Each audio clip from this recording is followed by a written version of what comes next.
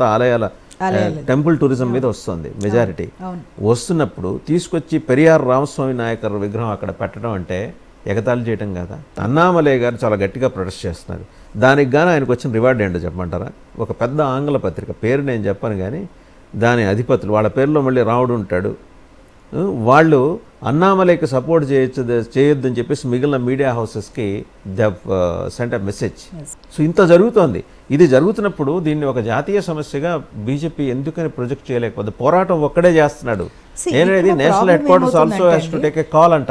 ఇక్కడ what I perceive problem ఏమవుతుందంటే, the minute we talk about culture, Hinduism, god, దేవుళ్ళ పేర్లు తీసుకోగానే మాకు ఆ ముద్ర బలంగా వేసేస్తారనమాట. ఇది ఒక మతతత్వ ఇదని. దానికి భయపడేది ఏమీ లేదు. మతతత్వ పార్టీ అంటే భయపడేది ఏమీ లేదు.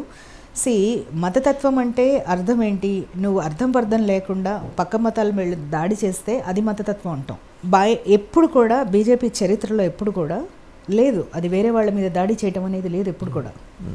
మాది మేము ప్రొటెక్ట్ చేసుకోమని చెప్తాం కానీ we will protect our selves.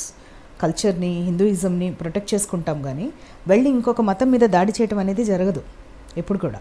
But ఏంటి అంటే అది రాకముందే మొదలు పెట్టేస్తారు అది ఒక డిఫెన్స్లోకి నెట్టడానికి. బట్ దానికి భయపడేది ఏమీ లేదు. భారతీయ జనతా పార్టీ కానీ సంఘ అనుబంధ సంస్థలు కానీ ఎవరు దానికి భయపడేది ఏమీ లేదు.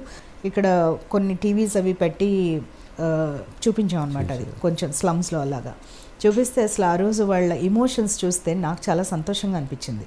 అంటే దే వర్ జస్ట్ క్రైయింగ్, అంటే tears were just rolling down their cheeks అనమాట. ఎందుకంటే వాళ్ళకి అదొక అద్భుతమైన అనుభవం. అది తను పుట్టిన చోట తన మందిరం కోసం 500 ఏళ్ల పాటు శ్రీరామచంద్రమూర్తి పోరాడాడు అనే మెసేజ్ అయితే బలంగా తీసుకెళ్ళగలిగారు. శ్రీరామచంద్రుడు పోరాడాడు అనడం కన్నా కూడా మనందరినీ పోరాడేలా చేశాడు. ఎందుకంటే మీరు ప్రపంచ చరిత్ర చూస్తే ఎప్పుడు కూడా ఇంత బలంగా ఇన్నేళ్లు ఇంత శాంతియుతంగా సాగిన పోరాటం లేదు. 496 సంవత్సరాలు, 500 సంవత్సరాలు.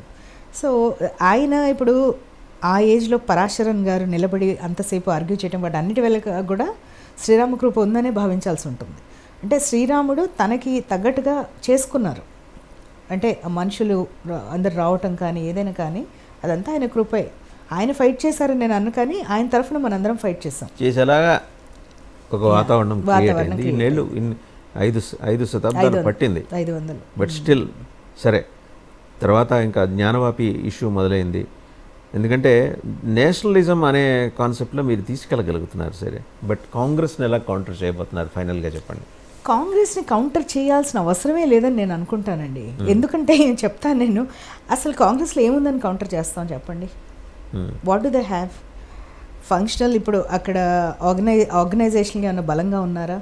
పోనీ లీడర్స్ బలంగా ఉన్నారా? ఒక నెరేటివ్ బలంగా ఉందా? ఒక యాక్షన్ ప్లాన్ ఉందా? నెరేటివ్ బలంగా ఉంది. ఏముందండి? మీరు పచ్చి మతోన్మాదాన్ని ఆయుధంగా పెట్టుకుని అది నమ్ముంటే ప్రజలు 2 సార్లు మాకు ఆ నెరేటివ్ మీద అయితే వాళ్ళు లేదండి. I disagree with that. ఇప్పుడు వాళ్ళు ఏదైనా చేయండి, వాళ్ళ నెరేటివ్ అంటున్నా, వాళ్ళు దాని మీద నిలబడే ఉన్నారంటున్నా. ఈసారి కూడా మిమ్మల్ని ఎక్స్పోజ్ చేయడానికి వాళ్ళ దగ్గర ఉన్న ఏకైక వెపన్ అదే అంటున్నా నేను. బట్ నేనంటుంది ఏంటంటే ఆ నెరేటివే నిజమైతే, ఆ నెరేటివే బలమైందైతే, దాంట్లో పస ఉంటే 2 సార్లు అధికారము బీజేపీకి వచ్చేది కాదు. ఇప్పుడు 3వసారి డెఫినెట్గా వస్తుందని వాళ్ళే ఒప్పుకుంటున్న పరిస్థితి. మమతా బెనర్జీ బయటకు వచ్చేసారు, మమతా బెనర్జీ వచ్చేసారు, కేజ్రీవాల్ వచ్చేసారు, అన్ని ఎవ్రీబడి ఈయన వచ్చేసారు. మెయిన్ అసలు నితీష్ కుమార్ గారు వచ్చేసారు.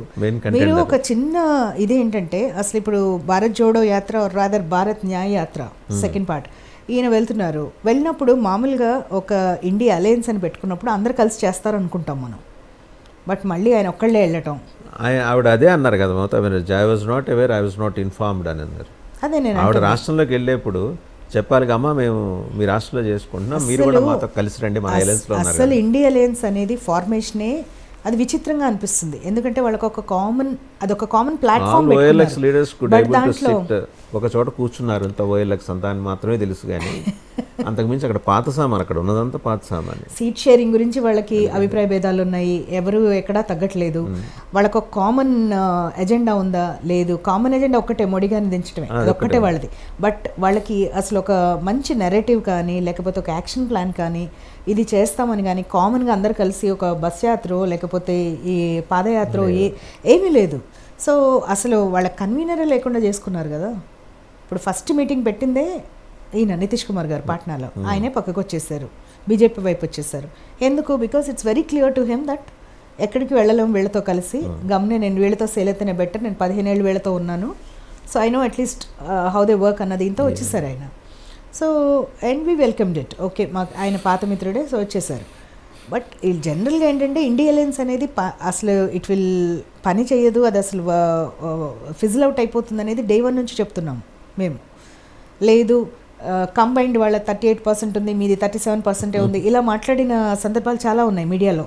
ఐ రిమెంబర్ చాలా డిబేట్స్లో కూడా నేను వెళ్ళినప్పుడు వాళ్ళకి 38% ఉంది, మీకు 37% ఉంది, మీకు ఇంకా యాంటీ ఇన్కంబెన్సీ ఉంటుందని. బట్ ఏముందండి యాంటీ ఇన్కంబెన్సీ చెప్పండి, ఇప్పుడు ఎక్కడన్నా కనిపిస్తుందా మీకు యాంటీ ఇన్కంబెన్సీ అనేది? ఎక్కడా లేదు. ఇవాళ వికసిత్ భారత్ బస్ ఇది గవర్నమెంట్ ప్రోగ్రామ్, అది దానికి వస్తుంటే జనం అలా ఫాలో అవుతున్నారు. అక్కడికి వచ్చి వాళ్ళకి ఏమి వస్తాయి స్కీమ్స్, వాళ్ళు ఎలిజిబుల్ అవుతారా లేదా, ఇవన్నీ కూడా వాళ్ళు తెలుసుకోవడానికి అంత ఉత్సాహం చూపిస్తున్నారు. అంటే ప్రతి గడపకి అది మెసేజ్ వెళ్ళిపోయింది దట్ మోడీ గారు అందరికీ ఏదో ఒక బెనిఫిట్ చేయడానికి చేస్తున్నారు. కుల మతాలకి ప్రసక్తి లేకుండా అర్హుడైన ప్రతి ఒక్కళ్ళకి ఏదో ఒక స్కీమ్లో ఏ విధంగా చేయగలుగుతాం అనేది సంక్షేమం, అట్లా అని అభివృద్ధి కూడా కుంటుపడకుండా అభివృద్ధిని కూడా జాగ్రత్త తీసుకుంటారు. మీరు నిన్న నిర్మలా సీతారామన్ గారు రిపోర్ట్ చేశారు, నెక్స్ట్ ఇయర్ 5.1% ఫిస్కల్ డెఫిసిట్ జీడిపిలో, విచ్ ఇస్ అమేజింగ్. అంటే ఇప్పుడున్న పరిస్థితిలో మనకి ఈ జియోపొలిటికల్ స్ట్రెస్లు కానివ్వండి, 2 వార్స్ నడుస్తున్న పరిస్థితిలో ఇంత స్లో డౌన్ అయిపోయిన ఎకానమీస్లో కూడా అంత జాగ్రత్తగా ఫిస్కల్ ఇది డెఫిసిట్ మెయింటైన్